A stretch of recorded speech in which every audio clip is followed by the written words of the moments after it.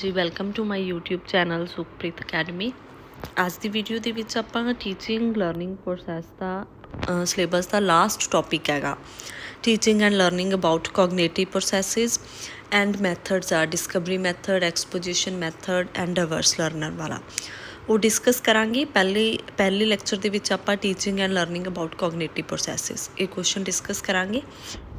हाँ जी, जेकर आप गल करिए कहते the way and level of understanding of subject matter by the teacher in the teaching learning process is primarily based on the level of the development of cognitive activities of the learner. कहते जे कुछ की subject matter पढ़ाया जा रहा बच्चों को कितना समझ आ रहा है, टीचर द्वारा किदा दी मैथड यूज़ कर रहे मैथड चूज़ किया गया गा।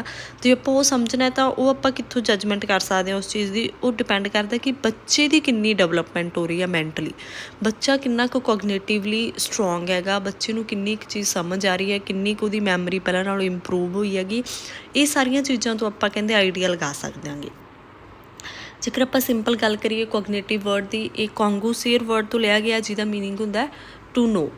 आप एक डेफिनेशन कर देंगे कोगनीशन प्रोसैसिज ऑफ नोइंग इनकलूडड अटेंडिंग। सब तो पहला अटेंशन मीनस रिमैंबरिंग, फिर उस तो बाद उस चीज़ को याद रखना एंड रीजनिंग, फिर उस तो बाद उस चीज़ का तर्क देना। तीन चीज़ां आ जांदियां कोगनीशन च। ये आपां पहला भी किया होया लैक्चर च अटेंशन, रिमैंबर एंड रीजनिंग। तो it includes attending, remembering and reasoning also the content of the processes such as concept and memories. उस तो बाद मतलब ਜਿਹੜੇ ਚੀਜ਼ਾਂ ਆਪਾਂ ਪੜ੍ਹਨੀ ਆ ਕਨਸੈਪਟ ਕੀ ਹੈ ਅਤੇ ਕਿੰਨਾ ਟਾਈਮ ਲਈ ਆਪਾਂ ਉਹ ਚੀਜ਼ ਨੂੰ ਯਾਦ ਰੱਖਣਾ ਹੈ। ਅਮਰੀਕਨ ਸਾਈਕੋਲੋਜੀਕਲ ਐਸੋਸੀਏਸ਼ਨ ਦੀ ਡੈਫੀਨੇਸ਼ਨ ਹੈ ਇਹ। ਉਸ ਤੋਂ ਬਾਅਦ ਜਿਹੜਾ ਤੁਹਾਡੇ ਸਿਲੇਬਸ ਦੇ ਵਿੱਚ ਕੁਐਸਚਨ ਆ ਉਹ ਆਊਗਾ ਜੀ ਟੀਚਰ ਦਾ ਕੀ ਰੋਲ ਹੈ ਕੋਗਨੇਟਿਵ ਪ੍ਰੋਸੈਸਿਸ ਦੇ ਵਿੱਚ, ਹੈ ਨਾ। ਤਾਂ ਫਸਟ ਆ ਗਿਆ ਟੀਚਿੰਗ ਅਬਾਊਟ ਮੈਮਰੀ ਇੰਪਰੂਵਮੈਂਟ। ਤਾਂ ਪਹਿਲੀ ਗੱਲ ਤਾਂ ਟੀਚਿੰਗ ਇੱਦਾਂ ਦੀ ਹੋਣੀ ਚਾਹੀਦੀ ਜਿਹਦੇ ਨਾਲ ਬੱਚਿਆਂ ਦੀ ਮੈਮਰੀ ਇੰਪਰੂਵ ਹੋਵੇ। ਉਹ 'ਚ ਉਹਨੇ 3 ਸਟੈਪ ਦਿੱਤੇ ਹੈਗੇ ਮੈਮਰੀ ਲਈ, ਰਿਹਰਸਲ, ਐਲੈਬੋਰੇਸ਼ਨ ਅਤੇ ਔਰਗਨਾਈਜੇਸ਼ਨ। क्लीयर है रिहर्सल मीनस बार बार रिवाइज कराना, बार बार उन्होंने चीज़ों को learning by doing the concept follow करना, बच्चे खुद तो रिहर्सल करन। इलैबोरेट करना, एक सिंपल होंदा, एक किसी चीज़ को जाके थोड़ा जिहा बोल के उस चीज़ बारे दसदा है, एक होंदा उस चीज़ बारे प्रॉपरली इलैबोरेट करना कि ये चीज़ तुहानूं कित्थे बैनीफिट देगी, जां सपोज कोई क्वेश्चन आ वो पेपर च किद्दां आऊगा, तुसीं किवें लिखना हैगा, प्रॉपरली इलैबोरेट करना ऑर्गेनाइज वे दे विच, है ना। एक ऑर्गेनाइजेशन बहुत जरूरी हैगी, सिलेबस नूं फॉलो करना, पहला ईजी कराना फिर डिफिकल्ट कराना, दैट इज़ ऑर्गेनाइजेशन। तो पहला आ गया teaching about memory improvement. Second आ गया teaching about reading comprehension. Comprehension का मीनिंग है इत्थे वो पैराग्राफ नहीं है जो तुसीं पेपरां च पढ़दे हो। कॉम्प्रीहेंशन मीनस अंडरस्टैंडिंग, समझ किन्नी क आई है। इस तरीके नाल पढ़ाउणा कि उन्होंने जो पढ़ रहे हैं उन्होंने पता लगे उहदा मीनिंग की है, उहदा एक्चुअली उन्हां दे पिछे मतलब कॉम्प्रीहेंड कर सकन उस चीज़ नूं समझ सकन। तो इहदे च रॉबिनसन 1946 दे विच उहने मतलब 2 स्ट्रैटेजीज दित्तियां सी कोगनेटिव स्ट्रैटेजीज। ये तुसीं एज सच पेपर च लिख सकदे हो। पहली है SQR3, सैकेंड है PQR3। एस ते सर्वे और RQ read, recite and revision. Q तो क्वेश्चन आऊगा, sorry, survey, question, read, recite and review. Similarly P दे विच प्रीव्यू आ जाऊगा, बाकी पिछले सेम ने। ये उन्हें दिते सी है ना भी सब तो पहला किसी चीज़ ते सर्वे करो, क्वेश्चनिंग बनाओ, फिर उस तो बाद उन्होंने रीड करो, रिसाइट करो तो रिव्यू करो, दोबारे बार बार वेखो उस चीज़ को। तो ये चीज़ उन्हें दिती सी कॉम्प्रीहेंशन के लिए, किसी चीज़ को समझण के लिए रिवाइज करना, रिसाइट करना तो रिव्यू करना बहुत जरूरी है। उस तो बाद आ गया किहड़े स्किल्स कहते ये आ जांदियां नेगियां कोगनेटिव स्ट्रैटेजीज दे विच। पहला आ गया सैटिंग गोल्स फॉर रीडिंग। तुसीं पढ़ क्यों रहे होंगे उहदे पिछे, उस तो बाद तुहानूं की चीज़ समझ आऊगी, की चीज़ नहीं समझ आऊगी, गोल सैट करनी। फोकसिंग अटेंशन, है ना, बच्चों की अटेंशन ते फोकस करना कि सब तो पहला बच्चे अटेंटिव ने कि वो पढ़ना चाह रहे हैं। सैल्फ रीइनफोर्समेंट सब तो जरूरी है। जिन्ना टाइम बच्चे खुद तो नहीं मोटिवेट होणगे, खुद तो नहीं रीइनफोर्स करनगे आपदे आप नूं कि तुहानूं इस चीज़ नाल आ फायदा होगा जे तुसीं पढ़ोगे, उन्ना टाइम नहीं पॉसीबल।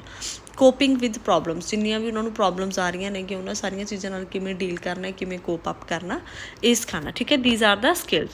तो ये इहदे च ही आउणगे सारे पॉइंट कॉम्प्रीहेंशन च। पहला तुसीं ये वाला उपरला एक्सप्लेन करोगे, फिर ये पॉइंट्स नूं भी अगे एक्सप्लेन करोगे।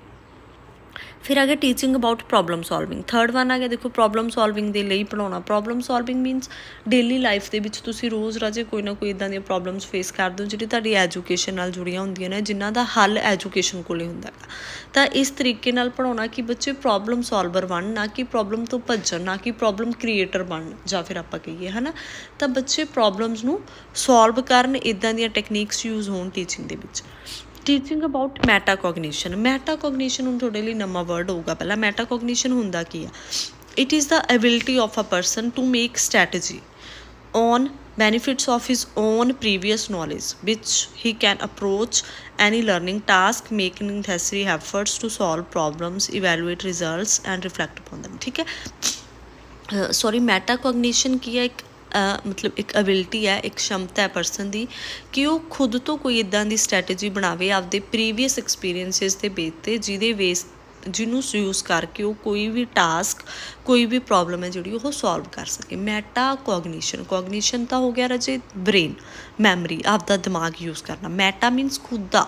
ਜਦੋਂ ਤੁਸੀਂ ਖੁਦ ਤੋਂ ਕਿਸੇ ਪ੍ਰੋਬਲਮ ਦਾ ਸੋਲਿਊਸ਼ਨ ਫਾਈਂਡ ਆਊਟ ਕਰਦੇ ਹੋ, ਕੋਈ ਆਪਦੇ ਪੁਰਾਣੇ ਤਜਰਬਿਆਂ ਦੇ ਬੇਸ 'ਤੇ, ਕੋਈ ਆਪਦੇ ਪੁਰਾਣੇ ਐਕਸਪੀਰੀਅੰਸ ਦੇ ਬੇਸ 'ਤੇ। ਤਾਂ ਟੀਚਿੰਗ ਇਸ ਤਰੀਕੇ ਦੀ ਹੋਣੀ ਚਾਹੀਦੀ ਹੈ ਕਿ ਬੱਚਿਆਂ ਦੀ ਪ੍ਰੀਵੀਅਸ ਨੌਲੇਜ ਜ਼ਿਆਦਾ ਯੂਜ਼ ਹੋਵੇ, ਤਾਂ ਕਿ ਉਹ ਖੁਦ ਤੋਂ ਹੀ ਚੀਜ਼ਾਂ ਦਾ ਸੋਲਿਊਸ਼ਨ ਫਾਈਂਡ ਆਊਟ ਕਰਕੇ ਲੈ ਆਉਣ ਆਪਣੇ ਕੋਲੇ। That is teaching about metacognition. Metacognition 'ਚ ਉਹਨਾਂ ਨੂੰ 3 ਪਾਰਟਸ 'ਚ ਡਿਵਾਈਡ ਕਰਿਆ: ਪਰਸਨਲ ਵੇਰੀਏਬਲ, ਟਾਸਕ ਵੇਰੀਏਬਲ ਅਤੇ strategy variable.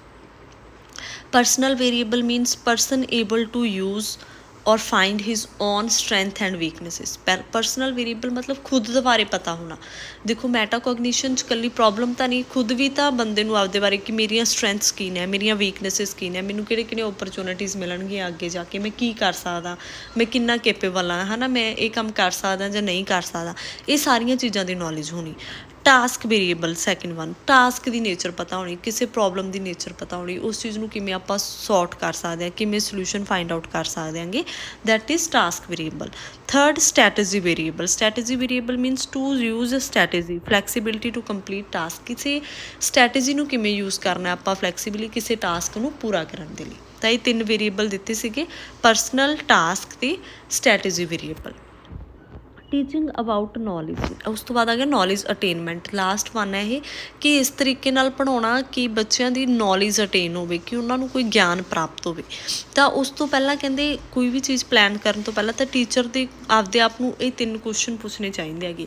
Is the knowledge important for students, ਕਿ ਜਿਹੜਾ ਉਹ ਪੜ੍ਹਾ ਰਿਹਾ, ਜਿਹੜੀ ਨੌਲੇਜ ਉਹਨੇ ਦੇਣੀ ਹੈ, ਕਿ ਉਹ ਬੱਚਿਆਂ ਲਈ ਜ਼ਰੂਰੀ ਆ, ਜਾਂ ਫਿਰ ਉਹ ਮਤਲਬ ਆਪਾਂ ਕਈ ਵਾਰੀ ਹੁੰਦਾ ਹੈਗਾ, ਕਈ ਵਾਰੀ ਆਪਾਂ ਕਹਿ ਦਿੰਦੇ ਹਾਂ ਵੀ teacher out of the box ਚਲੇ ਜਾਂਦੇ ਹੈਗੇ, ਹੈ ਨਾ। ਤਾਂ ਕੁਐਸਚਨਸ ਪਹਿਲਾਂ ਕਲੀਅਰ ਹੋਣੇ ਚਾਹੀਦੇ ਆ ਮਾਈਂਡ ਦੇ ਵਿੱਚ। Second, what changes is the thoughts of learner emerges, ਕਿ ਜਦੋਂ ਤੁਸੀਂ ਉਹ ਪੜ੍ਹਾ ਰਹੇ ਹੋ, ਜਦੋਂ ਤੁਸੀਂ ਉਹ ਨੌਲੇਜ ਦੇ ਰਹੇ ਹੋ, ਤਾਂ ਬੱਚਿਆਂ ਦੀ ਥੋਟ ਪ੍ਰੋਸੈਸ 'ਚ ਕੀ ਚੇਂਜਿਸ ਆਉਣਗੇ, ਬੱਚੇ ਕਿਸ ਚੀਜ਼ ਬਾਰੇ ਸੋਚਣਾ ਸ਼ੁਰੂ ਕਰਨਗੇ, ਉਹਨਾਂ 'ਤੇ ਪੋਜ਼ੀਟਿਵ ਇੰਪੈਕਟ ਪਊਗਾ ਕਿ ਨੈਗੇਟਿਵ ਇੰਪੈਕਟ ਪਊਗਾ। But a learned person can do that a student with limited knowledge can't, ਕਿ ਇੱਕ ਪਾਸੇ ਤੁਸੀਂ ਜਿਹੜੇ ਬੱਚਿਆਂ ਨੂੰ ਨੌਲੇਜ ਦਿੱਤੀ ਅਤੇ ਦੂਜੇ ਪਾਸੇ ਨਹੀਂ ਦਿੱਤੀ, ਤਾਂ ਜਿਨ੍ਹਾਂ ਨੂੰ ਦਿੱਤੀ ਆ ਉਹ ਐਵੇਂ ਦਾ ਐਕਸਟਰਾ ਕੀ ਕਰ ਸਕਦੇ ਆ ਜਿਹੜੇ ਦੂਸਰਾ ਨਹੀਂ ਕਰ ਸਕਦੇ। ਤਾਂ ਕਿਸੇ ਵੀ ਨੌਲੇਜ ਨੂੰ ਬੱਚਿਆਂ ਨੂੰ ਦੇਣ ਤੋਂ ਪਹਿਲਾਂ ਟੀਚਰ ਦੇ ਮਾਈਂਡ 'ਚ 3 ਕੁਐਸਚਨਸ ਕਲੀਅਰ ਹੋਣੇ ਜ਼ਰੂਰੀ ਨੇਗੇ। ਸੋ ਦਿਸ ਇਜ਼ ਆਲ ਅਬਾਊਟ ਰਾਜੇ ਕੋਗਨੇਟਿਵ ਪ੍ਰੋਸੈਸਿਸ। ਨੈਕਸਟ ਲੈਕਚਰ 'ਚ ਆਪਾਂ ਤਿੰਨੋਂ ਜਿਹੜੇ ਮੈਥਡਸ ਨੇ ਉਹ ਡਿਸਕਸ ਕਰਾਂਗੇ। ਫਾਈਨਲ ਪੇਪਰ ਦੇ ਵਿੱਚ ਡਿਸਕਵਰੀ ਮੈਥਡ ਬਹੁਤ ਵਾਰੀ ਪੁੱਛਿਆ ਜਾ ਚੁੱਕਿਆ ਹੈਗਾ, ਤਾਂ ਆਪਾਂ ਉਹ ਡਿਟੇਲ 'ਚ ਨੈਕਸਟ ਵੀਡੀਓ 'ਚ ਡਿਸਕਸ ਕਰਾਂਗੇ। ਜੇਕਰ ਕਿਸੇ ਨੂੰ ਇਸ ਵੀਡੀਓ 'ਚ ਕੋਈ ਵੀ ਡਾਊਟ ਹੈ ਤਾਂ ਤੁਸੀਂ ਕਮੈਂਟ ਸੈਕਸ਼ਨ 'ਚ ਪੁੱਛ ਸਕਦੇ ਹੋਗੇ। ਜੁੜੇ ਰਹੋ ਸਾਡੇ ਚੈਨਲ ਦੇ ਨਾਲ। ਧੰਨਵਾਦ।